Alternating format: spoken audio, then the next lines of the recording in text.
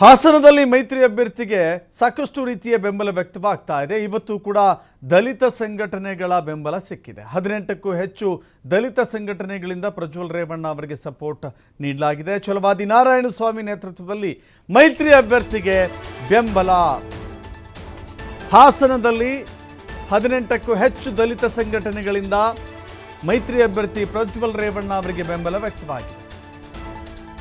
MLC ಛಲವಾದಿ ನಾರಾಯಣಸ್ವಾಮಿ ನೇತೃತ್ವದಲ್ಲಿ ನಡೆದಿರುವಂತಹ ಸಭೆ ಯಶಸ್ವಿಯಾಗಿದೆ.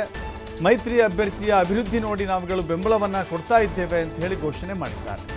ಮೋದಿ ಈ ಬಾರಿ ದೇಶದ ಪ್ರಧಾನಿ ಆಗಬೇಕಾದ್ರೆ ಮೈತ್ರಿ ಅಭ್ಯರ್ಥಿ ಪರ ನಾವೆಲ್ಲ ನಿಲ್ಲಬೇಕು ಎನ್ನುವ ಘೋಷವಾಕ್ಯವನ್ನು ಅವರು ಮೊಳಗಿಸಿದ್ದಾರೆ. ಮೈತ್ರಿ ಅಭ್ಯರ್ಥಿಯ ಬಲ ಮತ್ತಷ್ಟು ಇದರಿಂದ ಹೆಚ್ಚಿದಂತಾಗಿದೆ.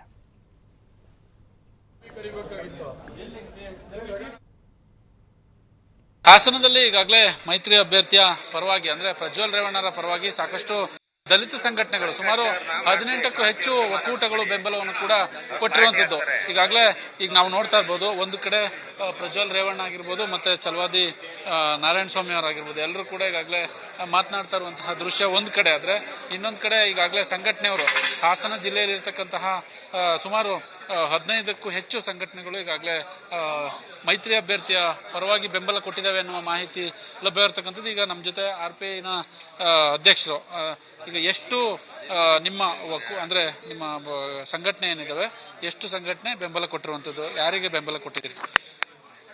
ಆದ್ಮೇಲೆ ಇವತ್ತು ಸುಮಾರು 17 ಸಂಘಟನೆಗಳು ಈ ಲೋಕಸಭಾ ಕ್ಷೇತ್ರದ ಪ್ರಜ್ವಲ್ ರೇವಣ್ಣ ಅವ್ರನ್ನ ಬೆಂಬಲಿಸಬೇಕಂತ ಹೇಳಿ ಎಲ್ಲ ದಲಿತ ಸಂಘಟನೆಗಳು ಸೇರಿ ಇವತ್ತು ಬೆಂಬಲಿಸ್ತಾ ಇದ್ದೀವಿ. ಏನು ಈ ರಾಜ್ಯದಲ್ಲಿ ನಡೀತಕ್ಕಂಥ ಕಾಂಗ್ರೆಸ್ನ ದಲಿತ ವಿರೋಧಿ ನೀತಿ ಏನಿದೆ, ಸುಮಾರು 25,000 ಕೋಟಿಯನ್ನ ಮೀಸಲಿಟ್ಟಂತ ಹಣವನ್ನು ಇವತ್ತು ಬೇರೆಕ್ಕೆ ಬಳಸ್ಕೊಂಡಿರ್ತಕ್ಕಂಥದ್ದು, ಹಿಂದೆ ಬಾಬಾ ಸಾಹೇಬ್ ಅಂಬೇಡ್ಕರ್ ಅವರಿಗೆ ಮತ್ತೆ ಹಿಂದೆ ದಲಿತರಿಗೆ ಮುಖ್ಯಮಂತ್ರಿ ಪ್ರಧಾನಮಂತ್ರಿ ಆಗ್ತಂತ ತಪ್ಪಿಸ್ತಂತ ಏನು ಕಾಂಗ್ರೆಸ್ ಇದೆ, ಬಾಬಾ ಸಾಹೇಬರಿಗೆ ಸಂದತ್ತ ಸಂದರ್ಭದಲ್ಲಿ ಅವ್ರಿಗೇನು ಅಂತ್ಯ ಸಂಸ್ಕಾರ ಮಾಡೋಕ್ಕೆ ಜಾಗ ಕೊಡಲಿಲ್ಲ.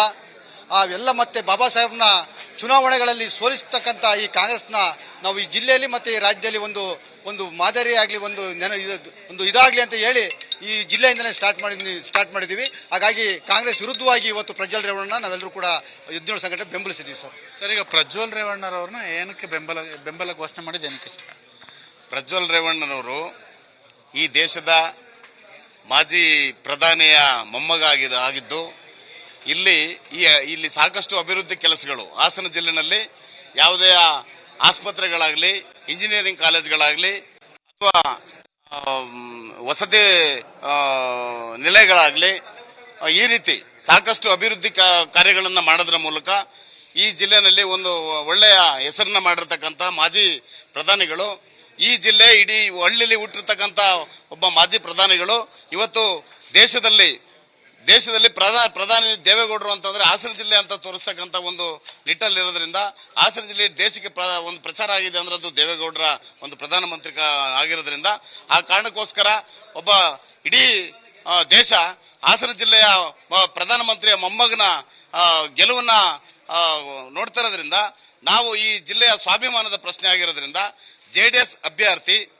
ಆಗಿ ಸ್ಪರ್ಧಿಸಿರ್ತಕ್ಕಂಥ ಪ್ರಜ್ವಲ್ ರೇವಣ್ಣ ಅವರಿಗೆ ನಾವು ಬೆಂಬಲವನ್ನು ಕೊಟ್ಟು ಮುಂದಿನ ದಿನಗಳಲ್ಲಿ ಸಂಸದರಾಗಿ ಆಯ್ಕೆಯಾಗಿ ಬಂದು ಜನಗಳು ಕೂಡ ಹೆಚ್ಚಿನ ರೀತಿಯಲ್ಲಿ ಅವರಿಗೆ ಮತಗಳನ್ನು ಕೊಡೋದ್ರ ಮೂಲಕ ಆಯ್ಕೆ ಮಾಡಬೇಕು. ಅವರು ಮುಂದಿನ ದಿನಗಳಲ್ಲಿ ಸಂಸದರಾಗಿ ಆಯ್ಕೆಯಾಗಿ ಬಂದು ಇನ್ನೂ ಸಾಕಷ್ಟು ಅನುದಾನಗಳನ್ನ ತಂದು ಈ ಜಿಲ್ಲೆ ಅಭಿವೃದ್ಧಿ ಪಡಿಸಲಿ ಅಂತ ಅಂದ್ಬಿಟ್ಟು ನಮ್ಮ ಇಡೀ ದಲಿತ ಸಂಘಟನೆಗಳ ಒಂದು ಒಕ್ಕೂಟದ ಮೂಲಕ ನಾವೆಲ್ಲ ಚರ್ಚೆ ಮಾಡಿ ಈ ಒಂದು ಪ್ರಜ್ವಲ್ ರೇವಣ್ಣನ ಗೆಲುವಿಗೆ ನಾವೆಲ್ಲರೂ ಕೂಡ ಕಾರಣ ಆಗಿ ಹೆಚ್ಚಿನ ರೀತಿಯಲ್ಲಿ ಹಾಸನ ಜಿಲ್ಲೆ ಅಭಿವೃದ್ಧಿ ಪಡಿಸಬೇಕು ಅನ್ನೋ ಉದ್ದೇಶಕ್ಕೋಸ್ಕರ ನಾವು ಅವರಿಗೆ ಬೆಂಬಲವನ್ನು ನೀಡ್ತಾ ಇದ್ದೀವಿ. ಇದಿಷ್ಟು ದಲಿತ ಸಂಘಟನೆಯ ಒಕ್ಕೂಟದ ಮುಖಂಡರುಗಳು ಕೂಡ ಈಗಾಗಲೇ ಹೇಳುವಂತ ಮಾತು. ಸುಮಾರು 15ರಿಂದ 18ಕ್ಕೂ ಹೆಚ್ಚು ಸಂಘಟನೆಗಳು ಹಾಸನ ಜಿಲ್ಲೆಯಾದ್ಯಂತ ಪ್ರಜ್ವಲ್ ರೇವಣ್ಣರವರಿಗೆ ನಾವು ಬೆಂಬಲವನ್ನು ಘೋಷಣೆ ಮಾಡಿದ್ವಿ. ಜೊತೆಗೆ ಜಿಲ್ಲೆಯ ಅಭಿವೃದ್ಧಿಗಾಗಿ ನಾವು ಬೆಂಬಲವನ್ನು ಕೂಡ ಘೋಷಣೆ ಮಾಡಿದ್ವಿ ಅನ್ನುವ ಮಾಹಿತಿಯನ್ನು ಹಂಚಿಕೊಂಡಿರುವಂತದ್ದು. ಕ್ಯಾಮರಾ ಪರ್ಸನ್ ಕಿಶೋರ್ ಜೊತೆ ಪ್ರಕಾಶ್ TV5 ಹಾಸನ.